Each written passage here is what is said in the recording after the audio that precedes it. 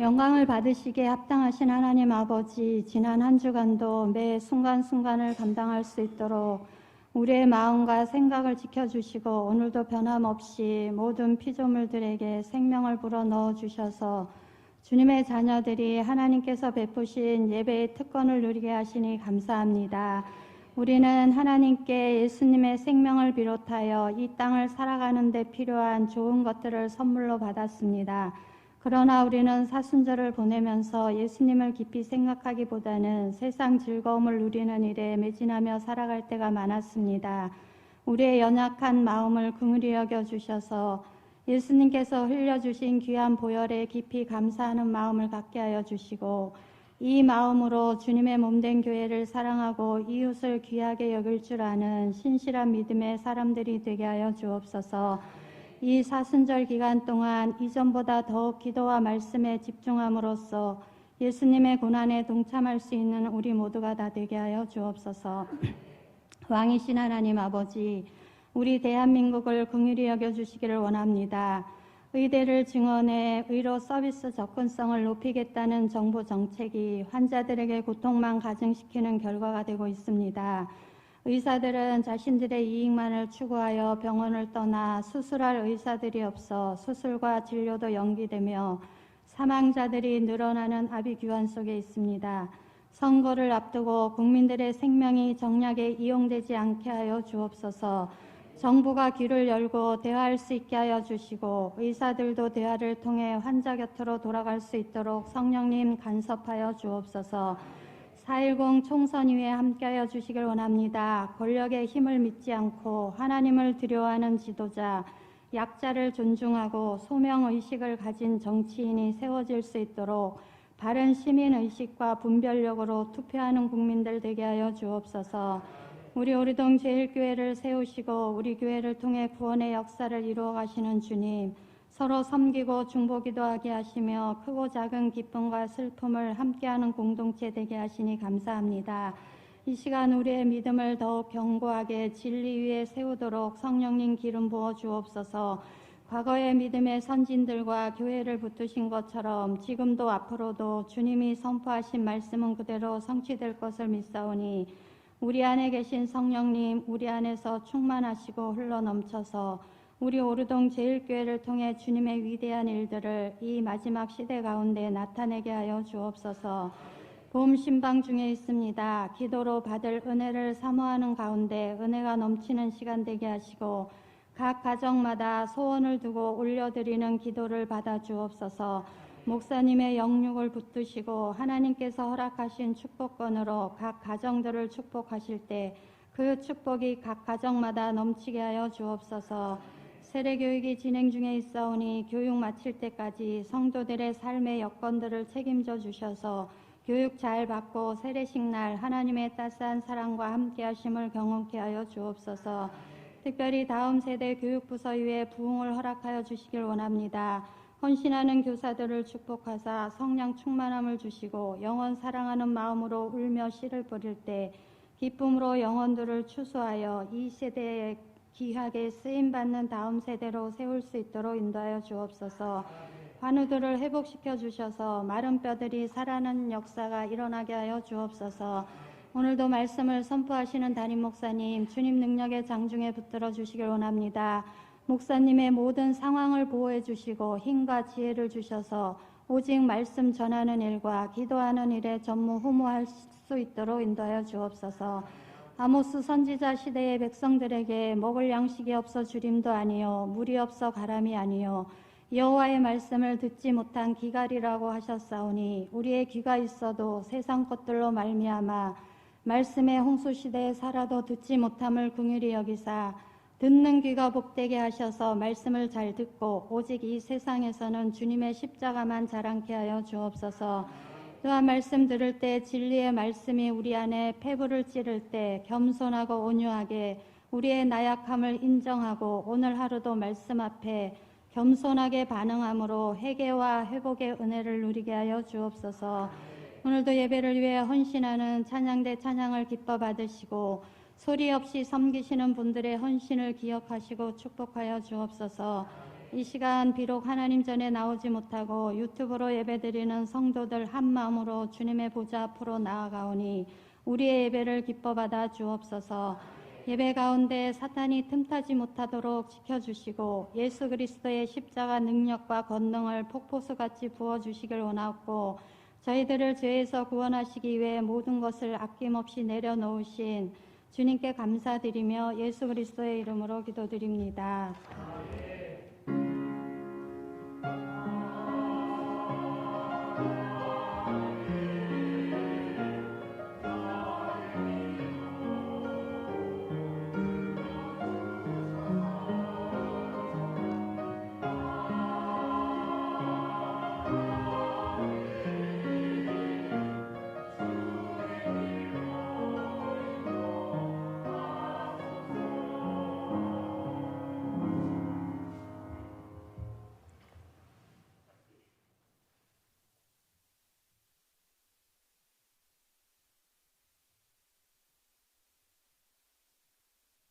대제사장마다 사람 가운데서 택한 자이므로 하나님께 속한 이를 사람들을 위하여 제물을 속죄하는 제사를 드리게 하냐니, 그가 무식하고 미혹된 자를 능히 용납할 수 있는 것은 자기도 언약에 휩싸여 있음이라. 그러므로 백성을 위하여 속죄를 드림과 같이 또한 자신을 위하여도 드리는 것이 마땅하니라. 이 종기는 아무도 스스로 취하지 못하고 오직 아론과 같이 하나님을 부르심을 받은 자라야 할 것이니라. 또한 이와 같이 그리스도께서 대제사장 되심도 스스로 영광을 취하심이 아니요 오직 말씀하시니가 그에게 이르시되 너는 내 아들이니 내가 오늘 너를 낳았다 하셨고, 또한 이와 같이 다른 데서 말씀하시되 내가 영원히 멜기세덱의 반차를 따르는 제사장이라 하셨으니, 그는 육체에 계실 때 자기를 죽음에서 능히 구원하실 이에게 심한 통곡과 눈물로 간구와 소원을 울렸고, 그의 경건하심으로 말미암아 들이심을 얻었느니라. 그가 아들이시면서도 받으신 고난으로 순종함을 배워서 온전하게 되셨은즉 자기에게 순종하는 모든 자에게 영원히 구원의 근원이 되시고 하나님께 멜기세덱의 빈차를 따른 대제사장이라 청하심을 받았느니라. 아멘.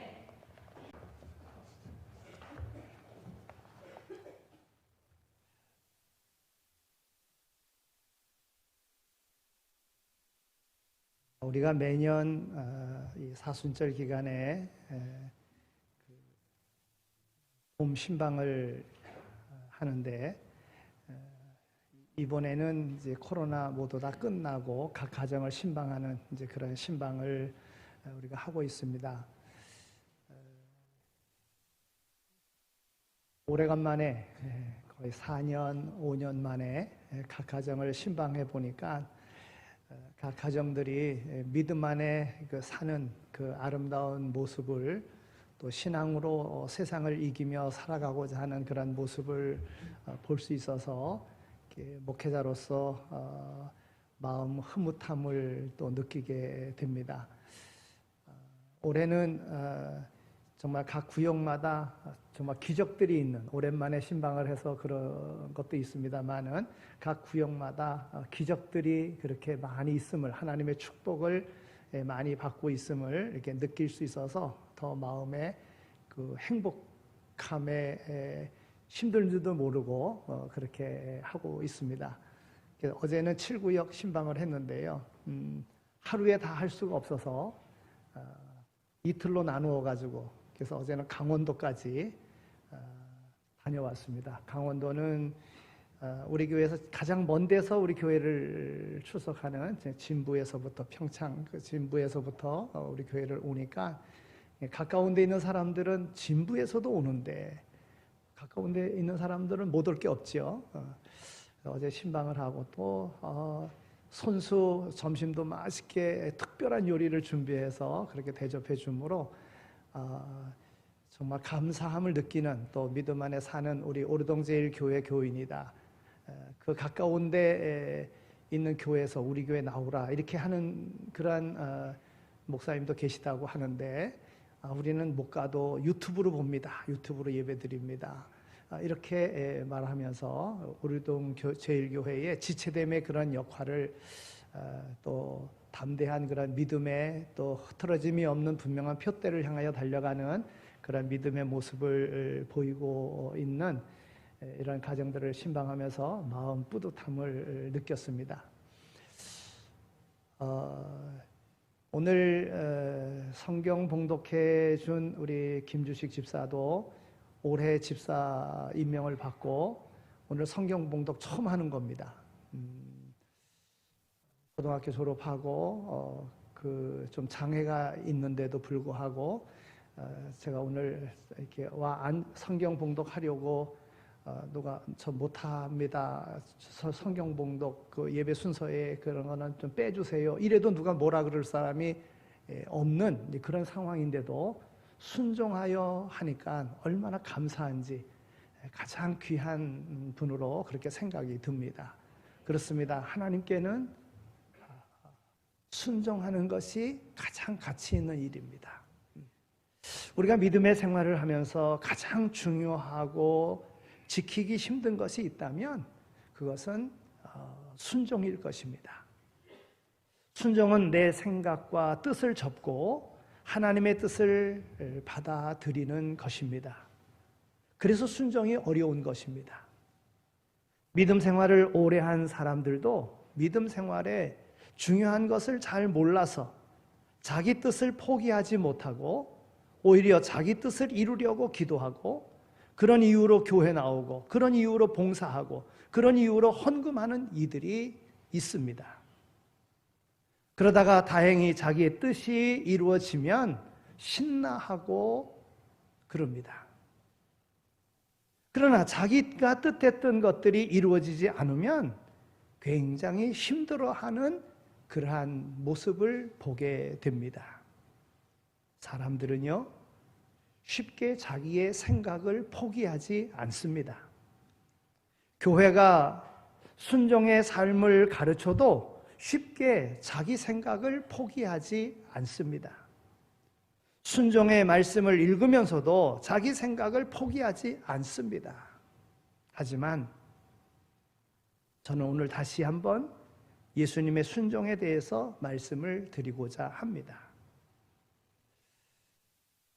사무엘상 15장 23절에 있는 말씀을 보면 사무엘은 사울에게 불순종의 영이 있는 것을 알고 그에게 말합니다. 이는 거역하는 것은 점치는 죄와 같고 완고한 것은 사신 우상에게 절하는 죄와 같음이라.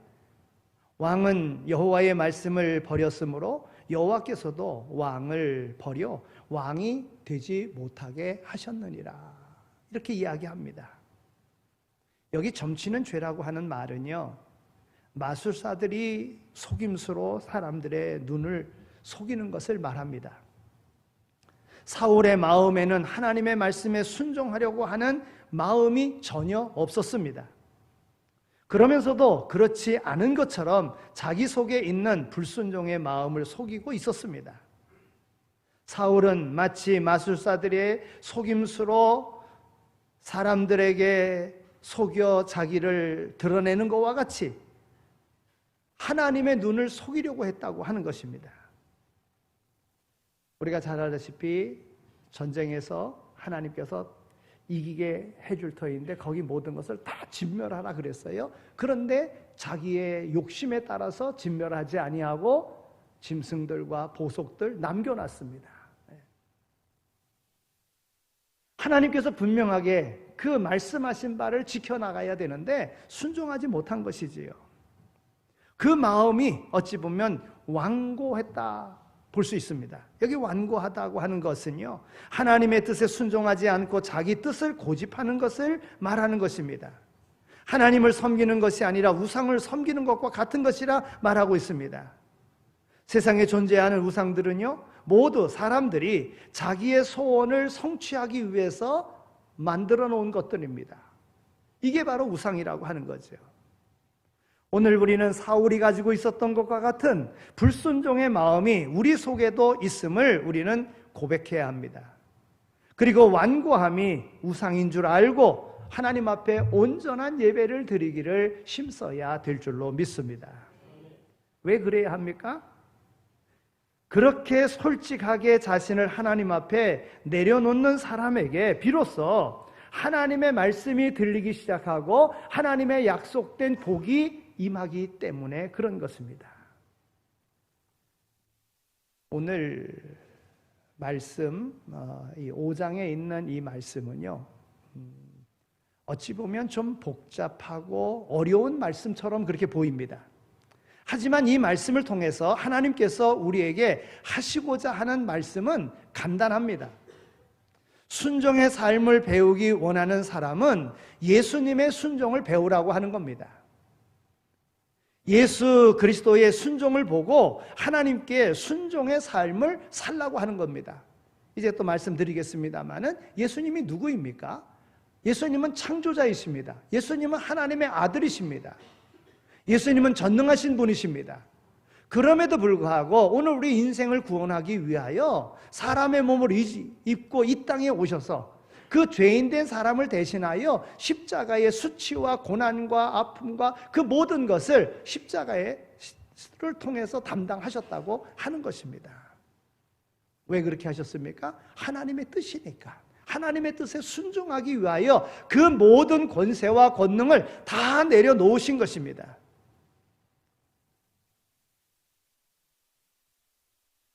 예수님께서 어떠한 권세를 가지셨느냐? 예수님은 대제사장이신데 오늘 6절과 10절에 있는 말씀을 보면 멜기세덱의 전통을 따라 영원한 대제사장이 되었다 말하고 있습니다. 사람들 가운데서 뽑힌 대제사장들이라고 하는 말과 대조적으로 말씀해 주고 있어요. 여러분, 사람들에게 뽑힌 대제사장은 하나님께서 레위 자손들에게 주셨던 특권입니다. 하나님께서 레위 자손은 내 소유다, 그는 내 일을 감당하는 자가 된다 그랬을 때에 그와 같이 하신 것은 하나님께서 이스라엘 백성들을 구원해 내실 때에, 애굽에서 끌어내실 때에 10번째 재앙, 초태생이 다 죽는 가운데 이스라엘 백성들 가운데는 죽지 않았습니다. 그 초태생의 그 숫자만큼 레위 자손들을 내 소유다, 내 일을 감당해야 될 제사장이다, 이렇게 해서 레위 자손을 하나님께서 제사장의 역할을 부여해 주신 것입니다. 이스라엘에는 제사장이라고 하는 특권의 임무를 맡은 사람들이 있습니다. 이 제사장들은 12지파 중에서 레위 지파에게만 속한 직분이었습니다. 레위 지파 사람들 중에서도 아론이라고 하는 사람의 후손만이 제사장이 될 수 있었어요.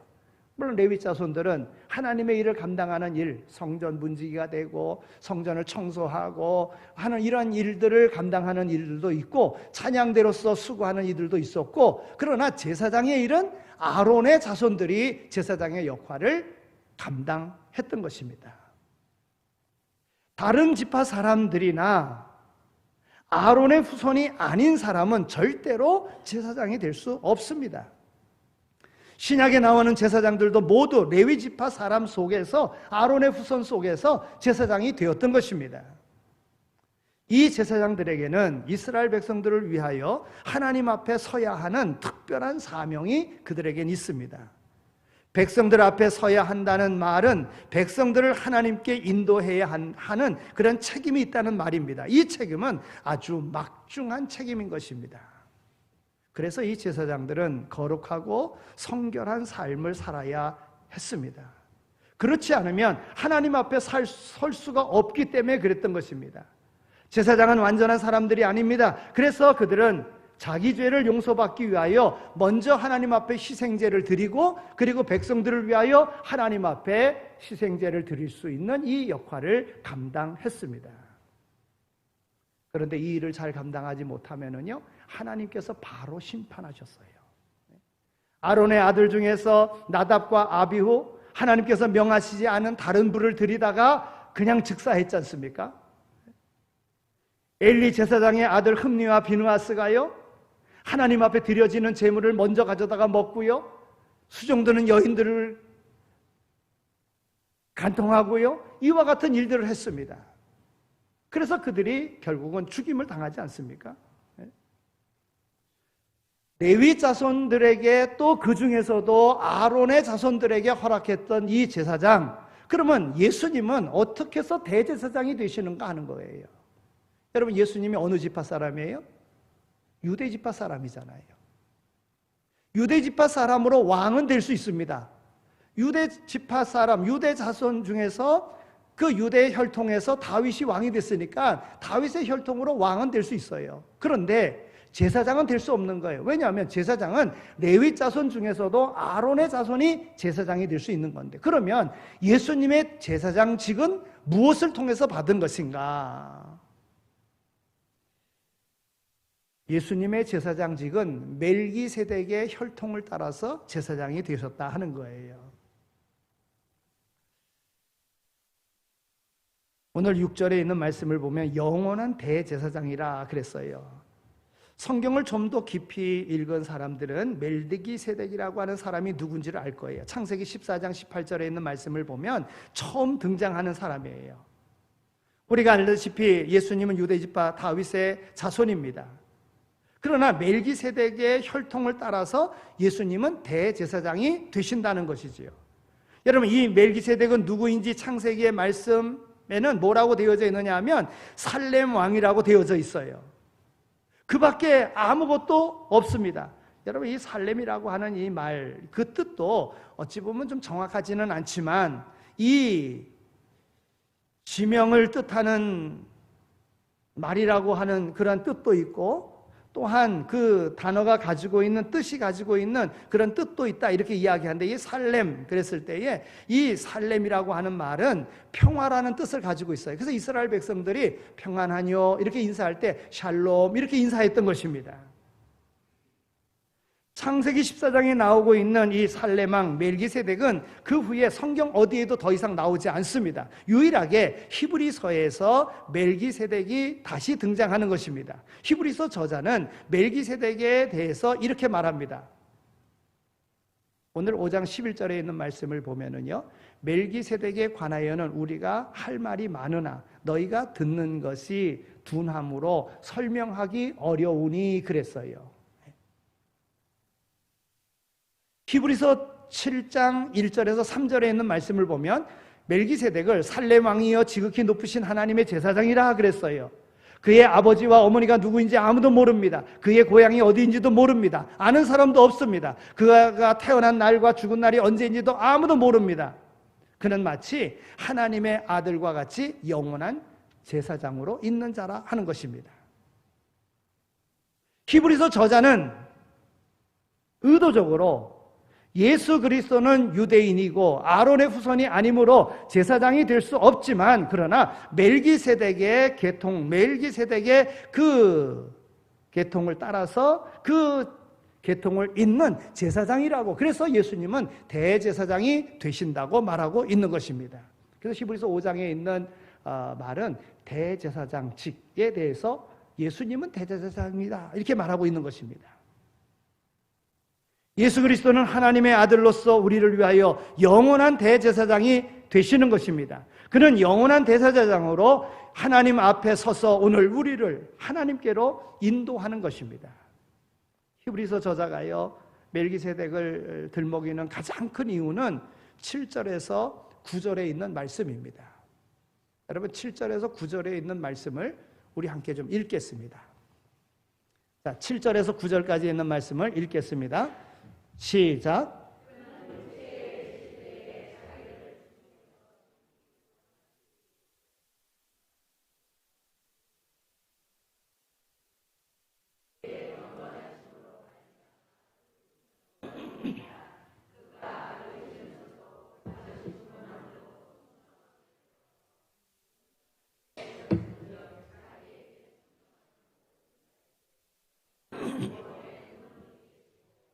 아멘.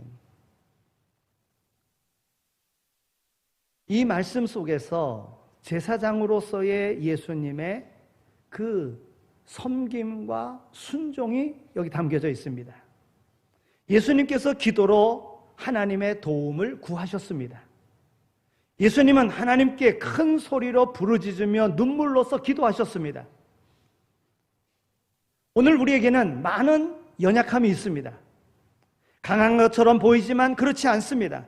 강한 것처럼 보이는 것은 오히려 더 많은 약점을 덮기 위하여 그렇게 행동하기 때문인 것입니다. 여러분, 개가 이렇게 짖어대면 무섭잖아요. 그래서 개를 피하잖아요. 그런데 동물학자들은 이야기합니다. 개가 짖는 것은 무서워서 짖는다는 거예요. 다른 사람이 오면, 도둑이 오면, 물론 도둑에게 위협을 줘서 쫓아내려고 하는 것도 있지만 자기가 무서워서 짖는다는 거예요. 요즘엔 애완견 키우는 분들 많이 있잖아요. 근데 그 개들이, 조그만 그 애완견들이 어떤 때는 싸나운 개들이 있어요. 막 짖어대고 그래요. 여러분, 그 애완견이 그 주인을 믿으면요, 주인을 믿으면 다른 사람한테 짖어댈 이유가 없는 겁니다. 자기가 약하고 자기 스스로가 자기를 보호하려고 짖어대는 거예요. 네. 오늘 우리 인생도 마찬가지입니다. 오늘 내가 연약하니까 그 연약함을 덮기 위해서 강한 것처럼 표현하는 거예요. 어떤 의미에서 우리는 모두 훌륭한 연기자인지도 모릅니다. 아파도 아프지 않은 척, 슬퍼도 슬프지 않은 척, 많은 문제가 있는데도 없는 척, 불행한데도 행복한 척, 도움이 필요하면서도 필요 없는 척, 약하면서도 강한 척하며 살아가는 연기자들이 오늘 우리의 모습이 아닌가 생각해 봅니다. 하나님의 아들이신 예수님께서 눈물로 기도하면서 하나님께 도움을 구했습니다. 말씀드린 대로 예수님은 어떤 분이십니까? 창조자이십니다. 전능하신 하나님의 아들이십니다. 힘과 능력과 권세와 능력이 있으신 그런 분이십니다. 그럼에도 불구하고 하나님께 기도했습니다. 연약한 모습을 그대로 보였습니다. 울면서 통곡하며 기도했습니다. 오늘 우리에게 약한 면이 있으면서도 강한 척하는 그 우리의 모습을 보고요, 예수님이 그러하셨듯이 우리에게 본을 보여주신, 우리에게 구원을 허락하신 예수님의 모습과 같이 아플 땐 아프다, 괴로울 땐 괴롭다, 힘들 땐 힘들다. 여러분, 하나님 앞에 아뢰어 있는 거예요. 예수님이 그러하셨듯이 오늘 우리가 이런 본을 받고 그렇게 살아가야 된다고 하는 거예요. 예수님은요, 순종의 본을 우리에게 보여주셨습니다. 예수님은 모든 것을 하나님께 맡기고 순종하심으로 하나님께 응답을 받으셨습니다. 다시 한번 7절에 있는 말씀을 읽겠습니다. 자, 7절에 있는 말씀을 다시 한번 읽겠습니다. 시작.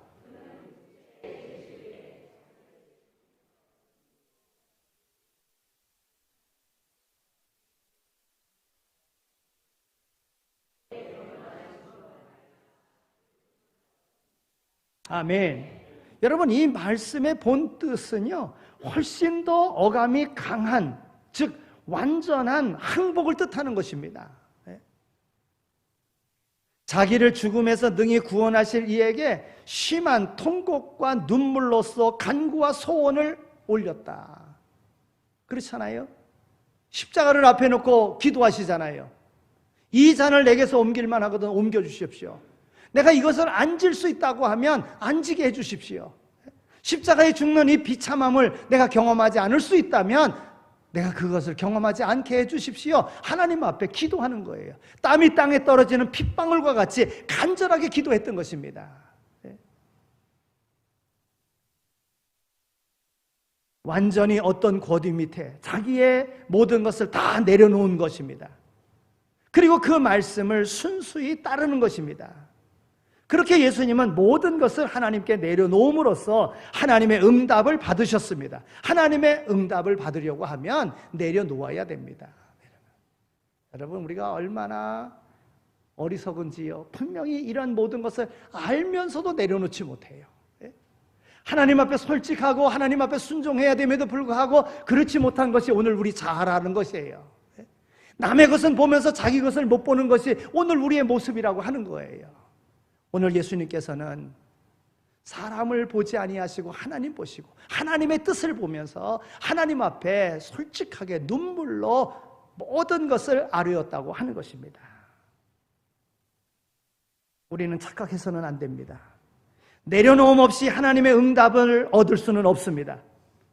하나님의 은혜를 값싼 은혜로 우리는 만들어서는 안 되는 거예요. 내려놓음 없이 하나님의 응답을 구하는 것은 하나님을 속이는 술수와 같은 것입니다. 하나님은 그런 술수에 넘어가는 분이 아니십니다. 불꽃 같은 눈으로 오늘 우리의 심령을 다 꿰뚫어 보시는 분이 우리 하나님이신 거예요. 사람을 속일 수는 있습니다. 그러나 하나님 속일 수 없어요. 하나님은 모든 것을 다 알고 계시는 거예요. 우리가 하나님 앞에 어떠한 응답을 받으려고 하면 하나님 앞에 나의 부족함을 그대로 내려놓는 겁니다. 그러면 그때 하나님 역사하시는 거예요. 오늘 8절에 있는 말씀, 9절에 있는 8절과 9절에 있는 말씀을 다시 한 번 더 읽겠습니다. 자, 8절과 9절에 있는 말씀 읽겠습니다. 시작.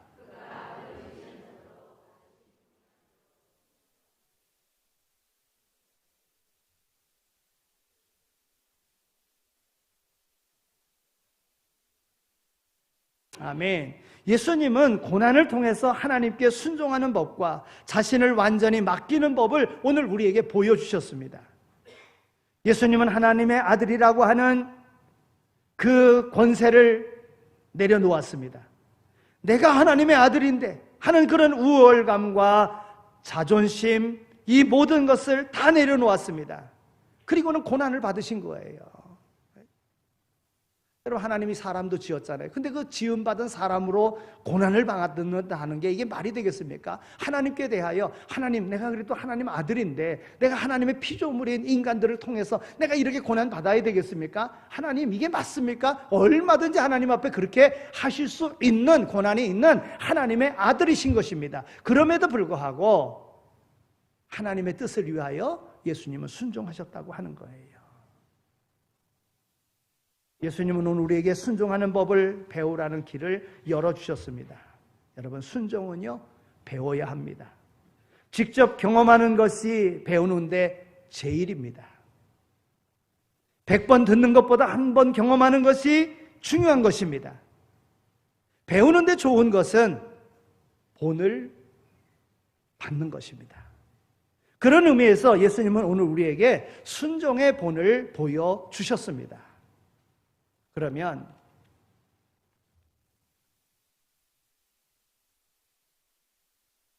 오늘 우리의 삶에서 예수님을 통해서 오늘 우리도 순종할 수 있다는 것을 알고 예수님을 오늘 우리의 삶의 표대로 오늘 우리의 삶의 본으로 삼고 예수님을 닮아가야 되는 거예요.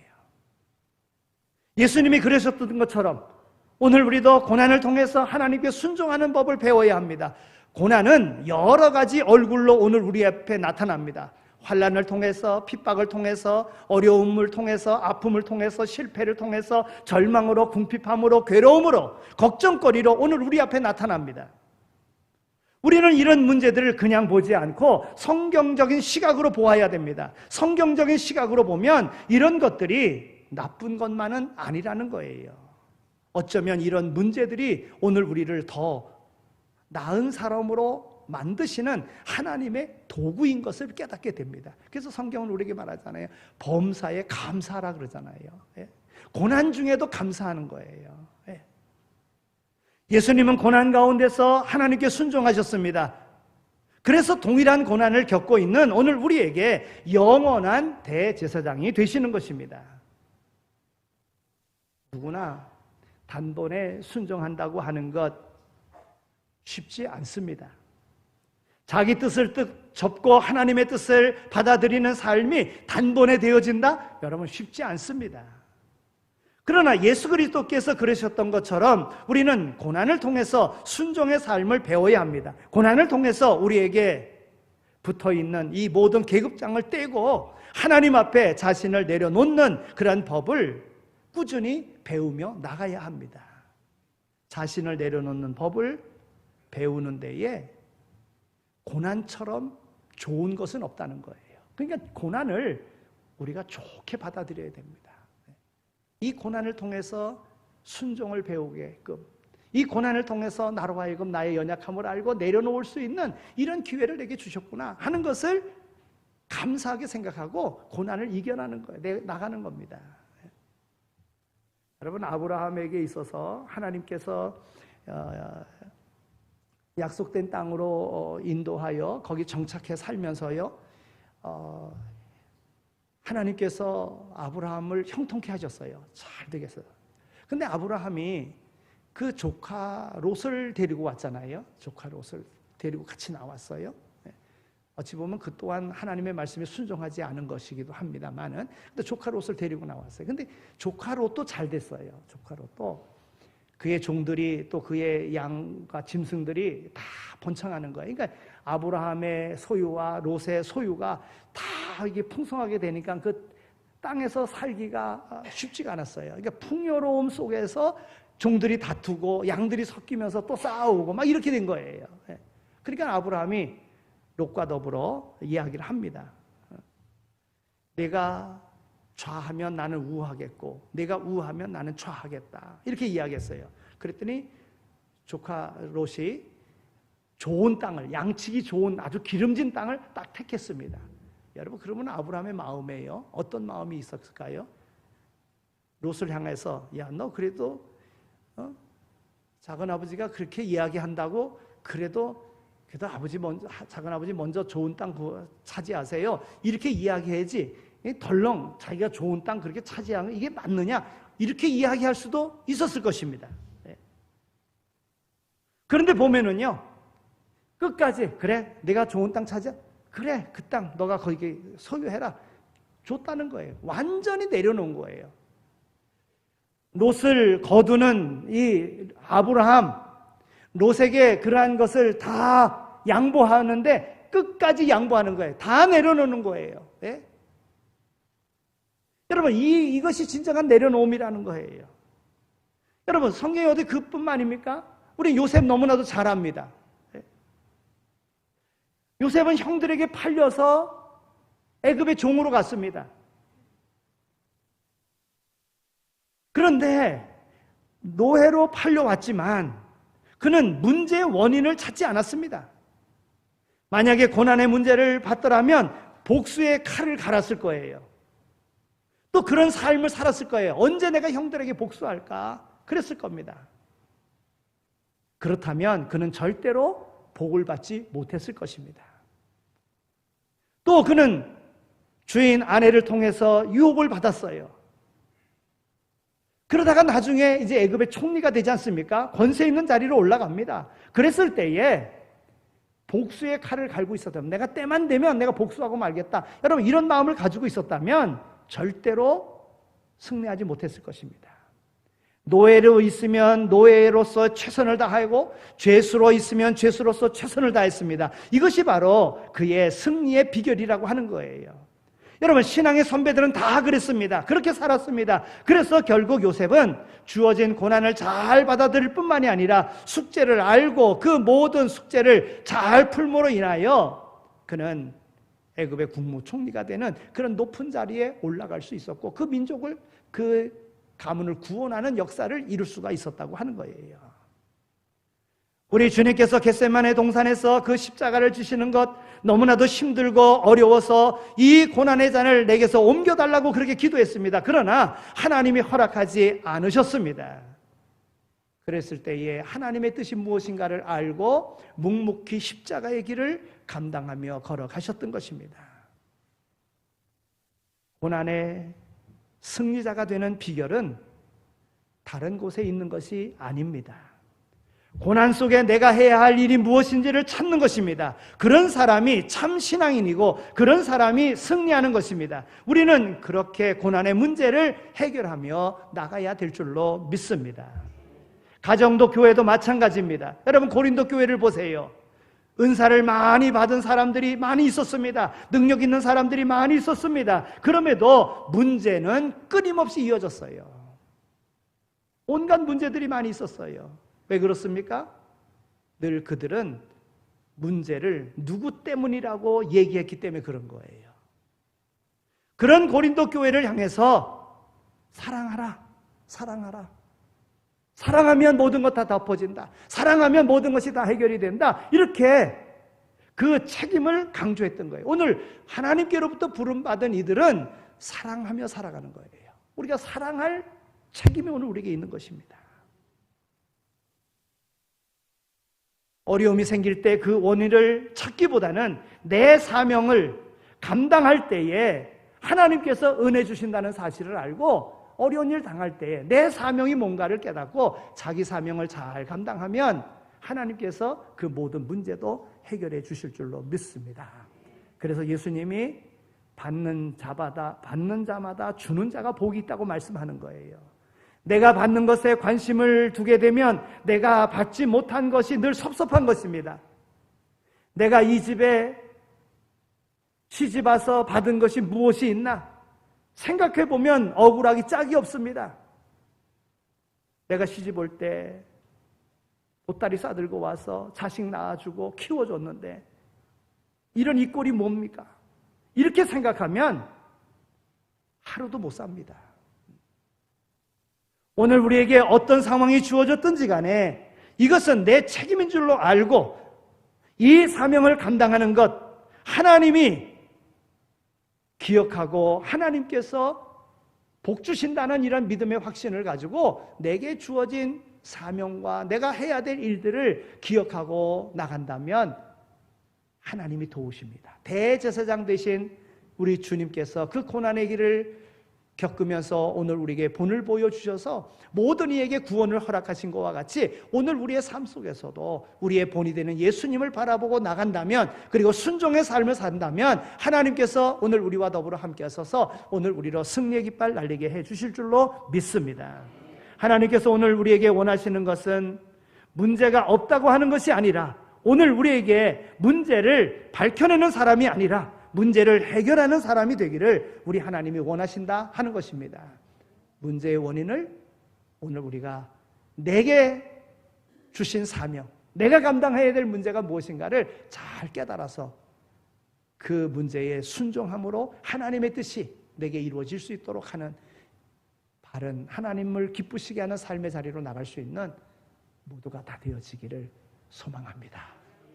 하나님 아버지 감사합니다. 저희들을 이렇게 사랑하셔서 불러주시고 하나님의 거룩한 백성 구원받은 자의 반열에 우리를 세워주시니 감사합니다. 주님께서 순종하심으로 오늘 우리를 구원하신 것과 같이 주님을 본받아 오늘 우리의 삶에 순종함으로 내 사명을 깨닫고 그 사명을 충실히 감당함으로 우리의 삶에 오는 모든 문제들을 해결받으며 살아가는 우리 모두가 다 되게 하여 주옵소서. 감사합니다. 예수 그리스도의 이름으로 기도드립니다. 아멘. 이제는 우리 주 예수 그리스도의 은혜와 하나님 아버지의 극진하신 사랑하심과 성령님의 위로하시고 교통하심이 오늘 우리를 부르셔서 귀한 사명을 맡겨주시고 또 맡은 자로서 순종하며 살 것을 마음에 다짐하며 세상으로 나아가는 이 자리에 참여한 모든 이들 가운데 이제로 영원히 함께 하시길 간절히 축원하옵나이다. 아멘.